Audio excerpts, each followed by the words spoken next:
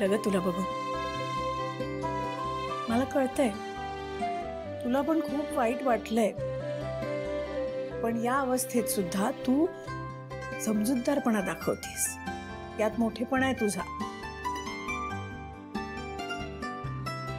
बरं चल, काहीतरी छान खायला करूया, दिव्यासाठी काहीतरी खायला करूया आपण. त्या पोरीची अवस्था एवढी वाईट आहे आणि काही खाल्लंही नाहीये तिने.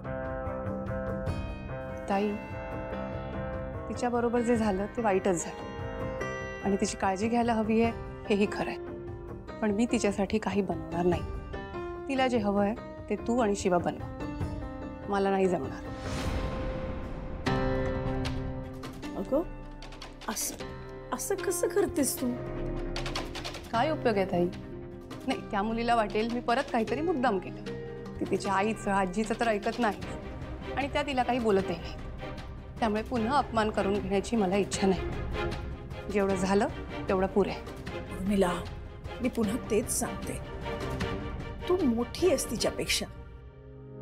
तिची अवस्था तू समजून घेऊ शकतेस आणि अशा परिस्थितीत आपण समजून घेणार नाही तर कोण घेणार? ठीक आहे, समोरच्याने ताणून धर, म्हणून आपणही ताणून धरायचं का ग? ताई, अगं मी समजून घेतलं म्हणून मी आले होते ना ट्रिपला. तेव्हा मी काही बोलले का? जे झालं होतं ते सगळं विसरून आले. पण आता जे होतंय ना ते माझ्या सहनशक्तीच्या पलीकडे. तेव्हा त्यांची परिस्थिती किती... ताई सॉरी, मला त्यांच्याबद्दल काही ऐकून घ्यायचं नाही. नव्हतं ते संपलंय, खरं नाहीये काही ते.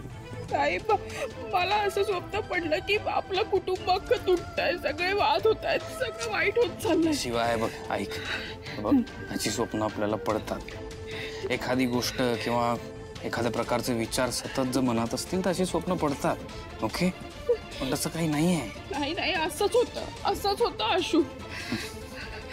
शिवा, काही नाही होणार आहे ना मी. ते सगळं जाऊ दे, तू मला उठवलं का नाहीस? बघ किती उशीर झाला. सीताई पण एकट्या असतील तर एकट्या काम करते. बाई ऐक ना माझं, चालतं एक दिवस झोपून राहिलं चालतं, आराम कर जरा.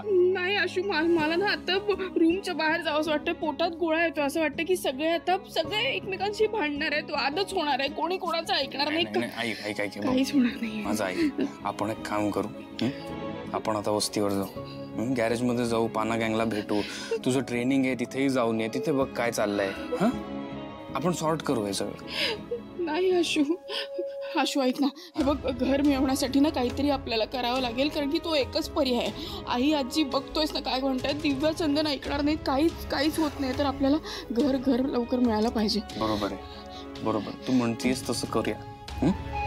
तू म्हणशील तसं चालेल, मग तर झालं. थँक्यू आशू. एक कप गए, थँक्यू बिंक्यू काय?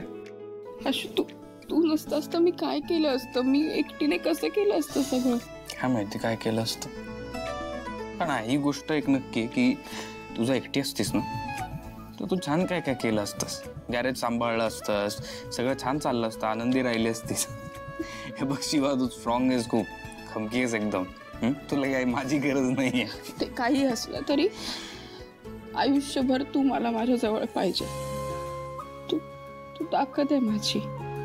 माझं माहित नाही, पण तू माझी ताकद नक्की आहेस.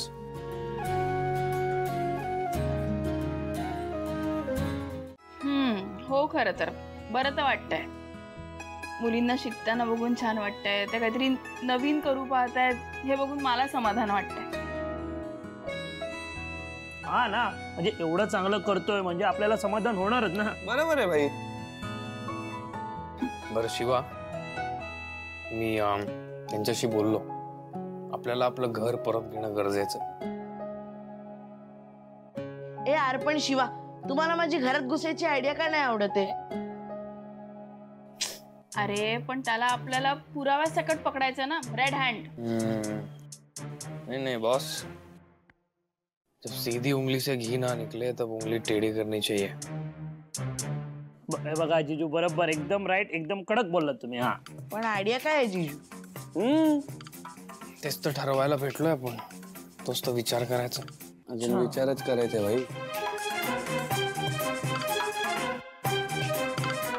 अरे हरिनाना, ये की. अरे वा. काय कसा आहेस तू? मी एकदम मस्त आहे. आणि दारू काय म्हणते? मस्क्या शिवा, तुझ्यामुळे जी मी दारू सोडली ना ती सोडलीच. अरे आता टच पण करत ना आपण, खरं सांगतोय, आई शपथ. नक्की ना? अरे हो ना, प्यायला बसला तर आम्ही हावतच ना. चांगलाय, असाच राहा आणि फॅमिलीची काळजी घे. शिवा, आता तू दारूचा विषय काढला ना, तो आपला जगदीश आहे ना, हल्ली घरी रोज दारू पिऊन असतो, मोठमोठ्याने आरडाओरडा करत असतो, सगळ्या वस्तीत गोंधळ घालून ठेवलाय, डोक्याला शॉर्ट केलाय सगळ्यांच्या. हे रोज करतो? मग काय, रोज ऐकतो मी माझ्या कानांनी. काय उपयोग आहे, डोकं तर नाहीच आहे त्याला. बरं शिवा, येतो मी. बरं, काळजी घे रे. हा नाना लक्ष ठेवा जगदीशवर. हा.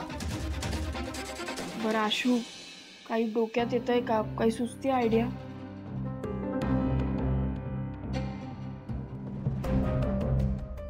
आली आयडिया आली